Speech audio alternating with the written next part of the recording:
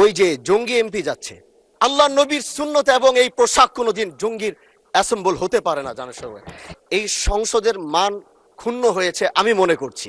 সাইদুদ্দিন আহমদ হানজালা,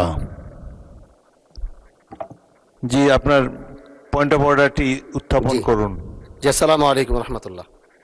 মাননীয় স্পিকার, আপনাকে ধন্যবাদ। আমি প্রথমবার দাঁড়িয়ে কথা বলছি, আসলে এভাবে কথা বলতে চাইনি, চেয়েছিলাম যখন আমার সময় আসবে আনুষ্ঠানিকতার ভাবে একটু সুন্দরভাবে কথা বলবো, কিন্তু দুঃখের সাথে বলতে হচ্ছে আমি গত 30শে মার্চ আপনার সহধর্মিনী, আল্লাহ তাকে জান্নাতের আলা মাকাম নাসিব করুন, আমি তার জন্য দোয়া করি। তিনার জানাজায় আমি এসেছিলাম এবং উপস্থিত হয়েছিলাম।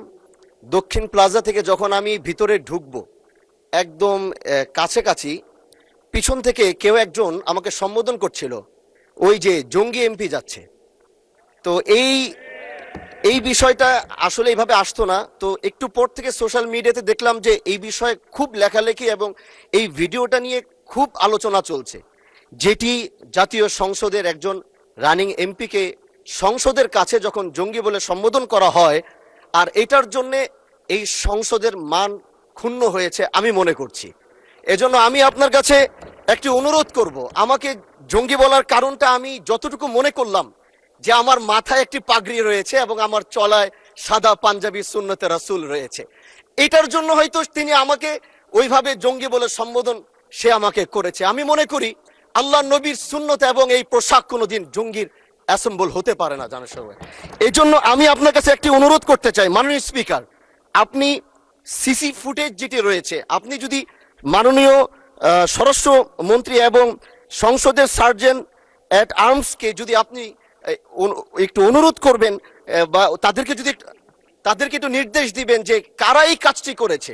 অবশ্যই এই কাজটি এই জন্য করেছে যেন এখানে আমাদের বিরোধী দল যারা রয়েছেন এখানে তাদেরকেও হয়তো তাদের সম্মান ক্ষুণ্ণ করার জন্য হতে পারে, ওখানে প্রশাসন দাঁড়িয়েছিল, প্রশাসনের সম্মান ক্ষুণ্ণ করার জন্য হতে পারে।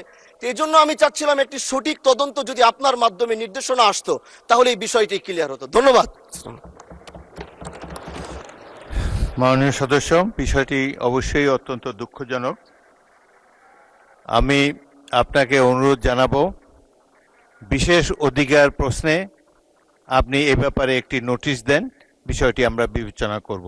বিশেষ ধন্যবাদ।